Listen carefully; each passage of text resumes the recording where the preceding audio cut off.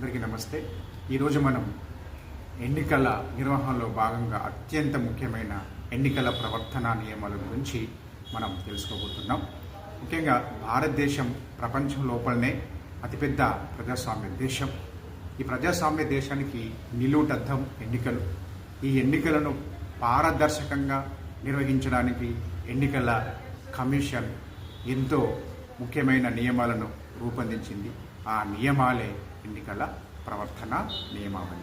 ఎన్నికల సంఘం భారత రాజ్యాంగంలోని 324 ఆర్టికల్ ప్రకారము ఈ యొక్క ఎలక్షన్స్ను నిర్వహించే అధికారాన్ని కలిగి ఉంది. ఎన్నికలను పారదర్శకంగా నిర్వహించడానికి ఎన్నికల సంఘం రూపొందించిన నియమాల నిబంధనల యొక్క సంపుటియే మన ఎన్నికల ప్రవర్తన నియమావళి. దీన్ని కోడ్ ఆఫ్ కండక్ట్ అని కూడా అంటారు. ఈ నియమావళి లోపల ముఖ్యంగా మనం తెలుసుకోవాల్సిన అంశం ఏంటంటే, ఫస్ట్ పాయింట్ ఏంటంటే, ఏ రాజకీయ పార్టీ అయినా, ఏ అభ్యర్థి అయినా కులం, మతం, భాష, ప్రాంత వైషమ్యాలను రెచ్చగొట్టే ప్రసంగాలు చేయకూడదు. అలాంటి సమావేశాలు ఏర్పాటు చేయకూడదు. ఉధృత పరిస్థితి సమాజం లోపల తీసుకురాకూడదు.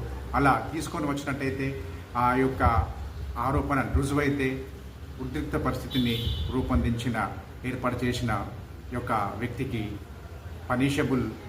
పనిష్మెంట్ ఉంటుంది. అది ముఖ్యంగా 3 సంవత్సరాల జైలు శిక్ష మరియు 10,000 వరకు జరిమానా ఉంటుంది, లేదా 2 కూడా విధించే అవకాశం ఉంటుంది. కాబట్టి ఎన్నికలు సజావుగా ఉండాలంటే ఉధృత పరిస్థితి నెలకొల్పకూడదు. కాబట్టి అలాంటి చర్యలు మానుకోవాలి. ఇకపోతే నెక్స్ట్ పాయింట్ చూసినట్టయితే, మనకు వ్యక్తిగత విమర్శలు చేయకూడదు.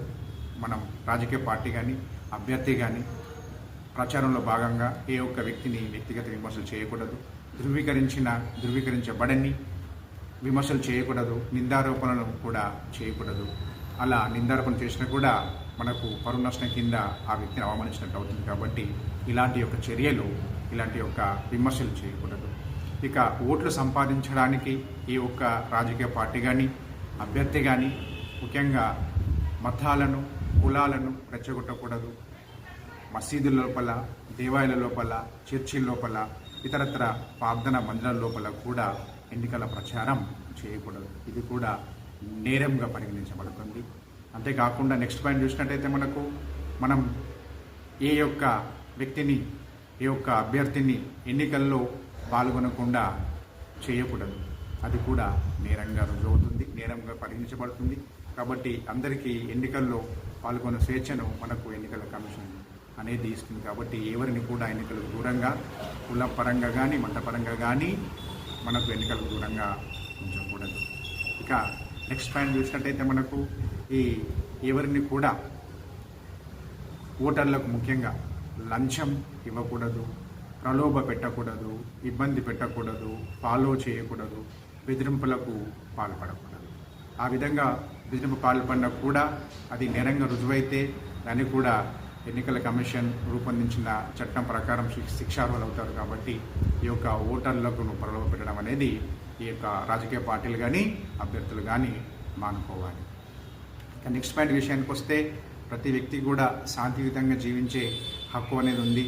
ఆ యొక్క హక్కును మనందరం గౌరవించాలి. కాబట్టి ముఖ్యంగా ఎన్నికల సమయం లోపల రాజకీయ పార్టీలు మరియు అభ్యర్థులు కూడా ఈ శాంతియుతంగా జీవించే హక్కును భంగపరచకూడదు.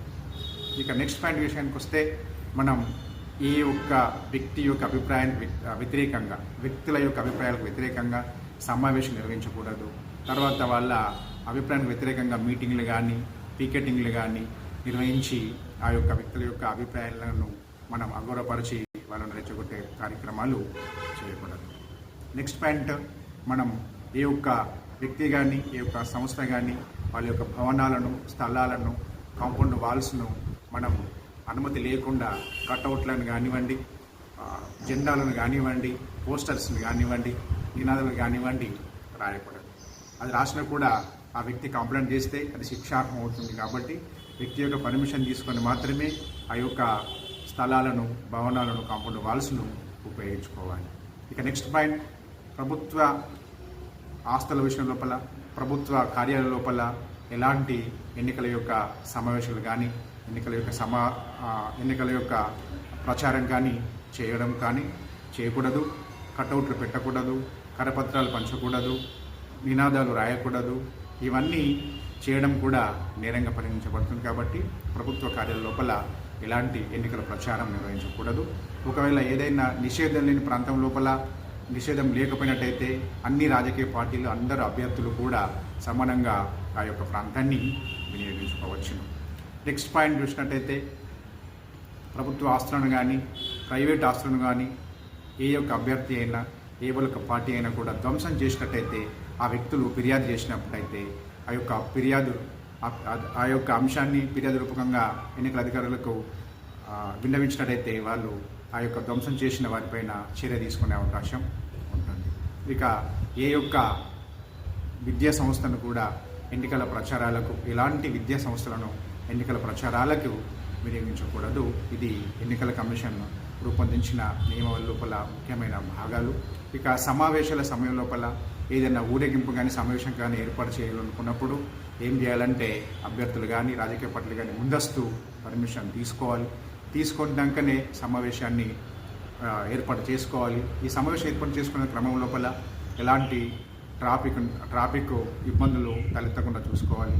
ఈ యొక్క సమావేశం లోపల కానివ్వండి, ఊరేగింపు లోపల కానివ్వండి, ఎవరైనా సరే వికృత చేష్టలు చేసి ఆ సమావేశానికి ఇబ్బంది కలిగించి ప్రజలకు ఇబ్బంది కలిగిస్తే అది నిరూపణ అవుతే 2 నెలల జైలు శిక్ష, 1000 రూపాయల జరిమానా కూడా విధించే అవకాశం ఉంటుంది.